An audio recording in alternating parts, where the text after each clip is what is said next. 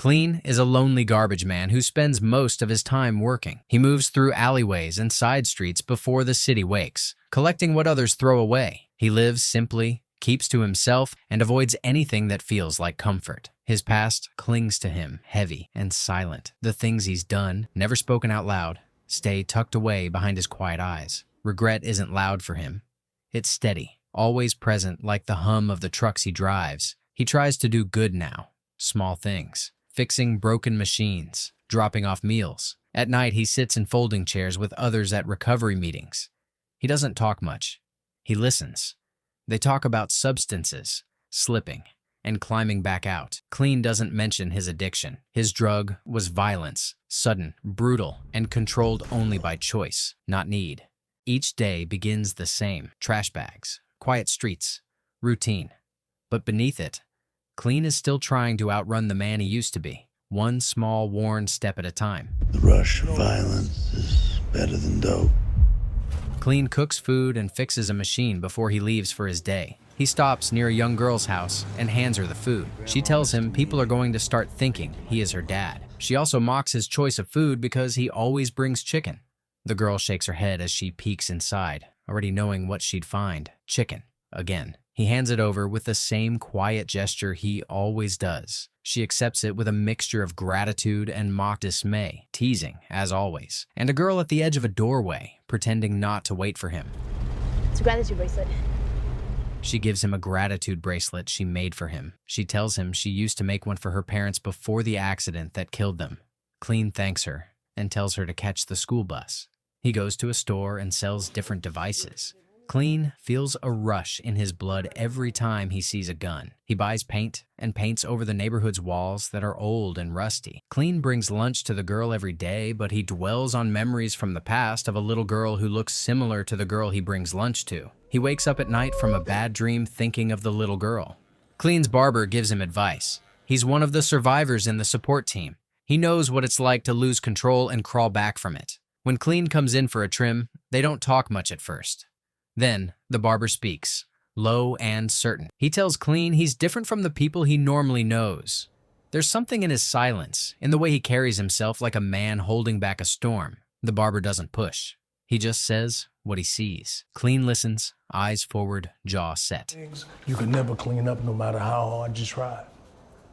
A powerful man waits for his son outside a prison. The prison doors open. Inmates trickle out, heads down, free but uncertain.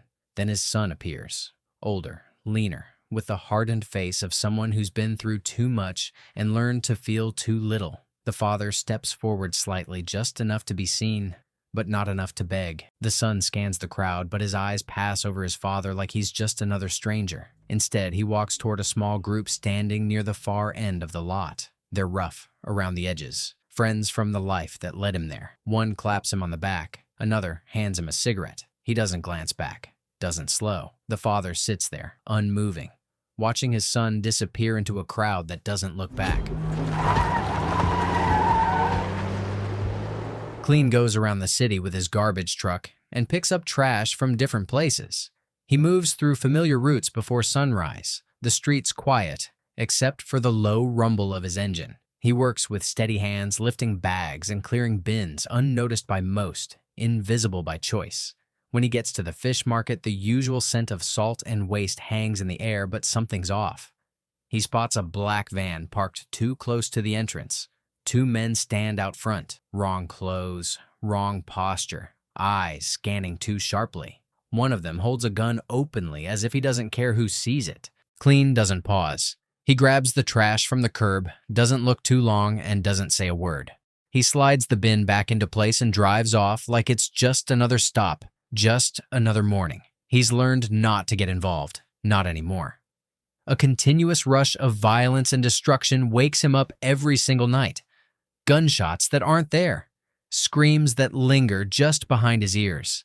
He lies in bed, staring at the ceiling, fists clenched, heart pounding, haunted by what he's seen and more by what he's done. Clean picks up a picture of a little girl and cries in pain. His hands tremble as he brushes grime from the photo.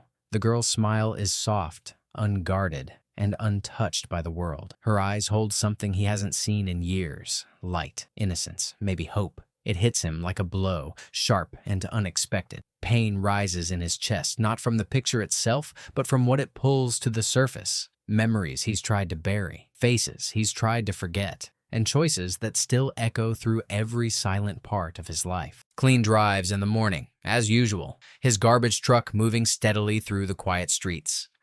As he approaches a familiar corner, he spots the little girl walking to school. He slows the truck and asks her what happened to her school bus. She climbs into the truck and tells him that the school had to make service cuts, so she now walks to school. After a moment, she looks at him and asks if he misses people because he seems so lonely. The question hangs in the air, and Clean feels a brief pang in his chest. He doesn't respond, simply nodding slightly as she continues. The weight of her words lingers in the silence as he drives. Clean continues on his route, the hum of the truck and her question echoing in his mind. The powerful man stood tall, his eyes narrowing as he observed his son, who had arrived late. Without hesitation, he moved behind the stall, pulling apart crates of fish with practiced precision. He dug through the layers, his fingers brushing aside the fresh fillet until he found what he was looking for: a hidden package of drugs concealed beneath the ice and fish. On the surface, he appeared to be just another fish seller, but in truth, he was a powerful drug lord, managing his empire from the shadows. As he examined the package, his face darkened. Some of the drugs were missing. His son, who had been watching from a distance, shrugged and dismissed it, claiming it was only a small amount. But the man's anger flared instantly. He gave a sharp warning, his tone cold and harsh, making it clear that even the smallest loss was unacceptable in his world. Every part of his operation, no matter how small, mattered, and he would not tolerate carelessness. The son's casual dismissal was met with a stern reminder of the consequences of such mistakes, the gravity of the situation pressing down on them both. You be failure. Clean buys the girl a bicycle since she can't take the bus. The little girl's grandmother sees him leave the bicycle and tells him he isn't her dad and that he doesn't need to save her. Clean tells her he is only saving himself. The woman tells him she has seen him paint abandoned buildings. She tells him she believes he is a good man, but Clean tells her he isn't and leaves. Later in the barbershop, Clean tells him about his daughter, who had a bike like that. He tells him how she was a vibrant and brave kid with pain in his eyes. The barber comforts him, saying he did well. She's riding all wild with her hair behind her. The drug lord arrived at the supplier's place, his presence unmistakable and commanding. His eyes locking onto the supplier, who stood nervously, a silent witness to what was about to unfold. The supplier, sweating and trembling, attempted to speak, but was immediately cut off by the cold glare of the drug lord. Without a word, the drug lord grabbed him by the collar and dragged him into the open.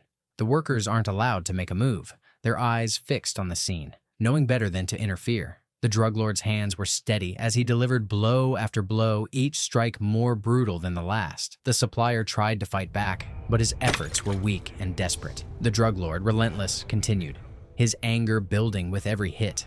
Within moments, the supplier's body slumped, lifeless on the floor, blood pooling beneath him. The drug lord stepped back, his chest heaving, and looked around at his workers. No one spoke, no one moved. The message was clear. Disloyalty, even in the smallest form, would be met with swift and merciless punishment. Now clean the fucking squid. Clean visits the fish market, his garbage truck rumbling softly as he pulls up. As he begins his work, he notices a trace of blood in the garbage, smeared across the plastic bags. He hesitates for a moment but picks it up anyway, dropping it into the trash dispenser. The drug lord, who had been watching from a distance, approaches him with a cold smile. He offers Clean money for the inconvenience of having to witness such a mess. Clean looks at him, then refuses the money with a slight shake of his head. He finishes his task without another word, then climbs back into his truck and drives off, leaving the market behind. The next day, while driving, his car stops working in the middle of the road. While he is out to fix it, he hears a certain noise and follows it. 4 men are beating a guy as he stands and watches. One of the guys stops and asks him if there is a problem, while another guy from the back knocks him out. While he is in the hospital, he sees a vision of his daughter. A doctor prescribes to him a series of meds because he has tons of injuries from the incident. Clean refuses to take the meds and leaves. His employing company tells him to take time off because of liabilities. Clean goes to his barber friend and complains about what they had told him. The barber tells him maybe he should just rest a while. While he is driving in the neighborhood, he sees the little girl sitting outside her house. He asks her why she is sitting outside in this weather. She answers, saying her grandmother left and she left her keys inside. He invited her over to his house for dinner, and they had dinner together. She asks him about his injury, and he assures her that he is okay. The little girl gets up and tries to open a box when Clean forcefully slams the box, telling her not to touch it. She runs away in fear, and he feels bad after it happens. In the drug lord's house, the son and the drug lord have a fight, and the son pulls a knife on his father when he mocks him about his friends, who are only friends with him because his father is a powerful man. Clean drove through the neighborhood, his eyes catching sight of the little girl standing with a group of men involved in bad things. As he passed, he noticed the time and slowed down, thinking it was getting late for her to be out. He watched as she stood with them, her posture defiant and unbothered. The men, noticing him, stood their ground, clearly protective of her in a way that made Clean uneasy. He knew better than to interfere, but a wave of frustration crossed him as he drove away, leaving the girl with them. The street grew quieter as he disappeared around the corner, his thoughts lingering on the scene. The drug lord goes to church and confesses that he is failing at teaching his son how to be a man. He wanted to pass on the principles that his father taught him, like hard work, discipline, and family. The priest assures him that God will provide the right path for him and his boy. Clean hurts his hand while he is working on one of the abandoned houses. He thinks he saw his girl inside, so he let himself in. He then finds a box with a machine inside. He takes the box to his house and stops by the place of the men who were with the girl earlier on. She is inside with them smoking, and as she is about to leave, they start filming her and harassing her. Suddenly, there is a knock on the door and Clean is at the door. When he looks inside, he sees the men trying to force themselves on her while threatening her with a gun. Clean fought his way through the room, beating down every man in his path with a relentless fury. His fists moved faster than the men could react, knocking them out one by one until the room was littered with unconscious bodies. When the last man fell, Clean's focus shifted to the girl. He rushed to her, pulling her to her feet and guiding her toward the door. The violence had been swift, and now, with her safe, he led her out, the weight of what he had just done hanging in the air. One of the guys he knocked out was the son of the drug lord. What he didn't realize was that the camera had already been set up, positioned by one of the men who had planned to record the abuse. The phone lay forgotten on the floor, its lens capturing everything: the fight, the struggle, and the girl's rescue. The footage would soon become evidence of a deeper, darker plan. But for now, Clean didn't notice as he got her to safety, unaware that the damage had already been done. The drug lord's son lay in bed, bruised and battered, barely conscious from the brutal beating he had taken.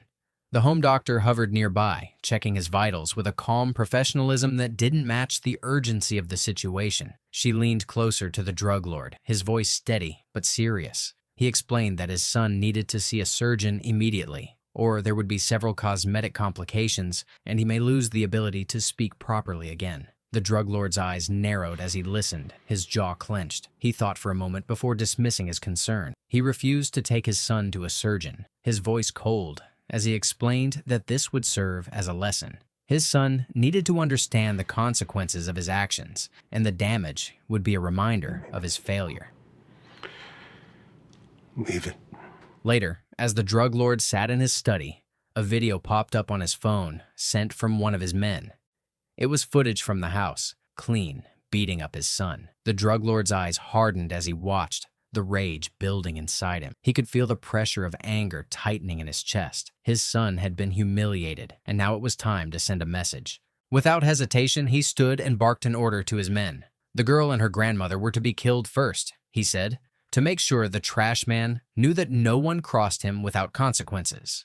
The command was clear and ruthless. There would be no mercy. He would make sure the girl's death sent a message, one that would echo back to Clean with enough force to break him. As Clean drives, he sees a police car approaching him and stops.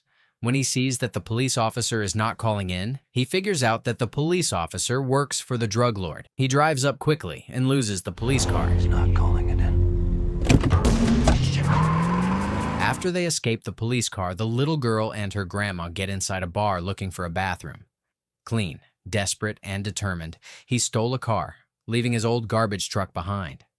He didn't think twice as he sped away, trying to escape the mounting danger closing in on him. His mind was focused on getting the girl to safety, unaware that the drug lord had unleashed his network of men to track him down. The drug lord's reach extended far and wide, and his people were everywhere, combing the streets, searching for Clean, hoping to catch him before he could get too far. The weight of the drug lord's wrath loomed over him, but Clean was too focused on his mission to consider the danger that was creeping up behind him. Meanwhile, the men assigned to kill the girl and her grandmother made their way into the house. They moved quietly, their faces hidden behind masks, ready to carry out the gruesome task they had been given. The air was thick with tension as they crept through the halls, the sound of their footsteps muffled by the silence. When they finally reached the room where the girl and her grandmother stood, they froze. There they were, standing in front of them, unprepared for what was about to happen. The girl's grandmother clutched her tightly, both of them unaware of the looming threat until the men appeared in the doorway. The standoff was tense, the stillness broken only by the sound of breath catching in the air. The men hesitated, unsure for a split second, but the grim reality of their orders soon took hold. They were there to kill. Clean kills one of the men from the outside and gets inside. He creeps up behind their backs and fights them off one by one, saving the little girl and her grandmother. He has flashbacks of memories from his past when he was a bad man who killed and hurt others for his benefit. He had tons of machines and money. But one day, he sees one of his weapons. He runs to his daughter's room and finds the weapon in her hands. She grabbed the weapon and accidentally killed herself. Clean suddenly fell into a deep sadness and loss because of this incident. He lost his daughter, who meant everything to him. Clean, the little girl, and the grandmother stay at a motel, and Clean leaves, saying he will fix things himself. She goes to the barber and tells him the situation. He is determined to kill all of those who get in his way. He goes to a store and buys a gun and a bulletproof vest. He meticulously plans an attack and buys all the necessary tools. I need a carry-out. The drug lord's men aren't able to find Clean and kill the girl. They instead find out who he was before working as a guy. Clean calls the drug lord and threatens to attack the drug lord's house. Clean has prepared himself for the ultimate attack and gets ready to finally arrive at the destination. My own, at least.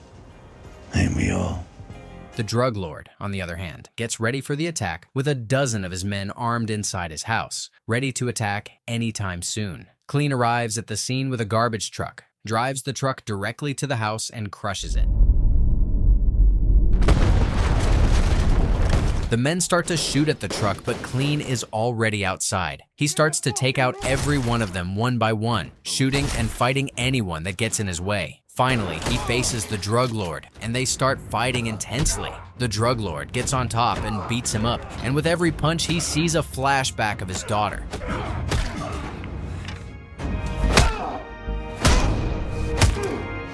After punching each other intensely, the drug lord's son arrives holding a gun.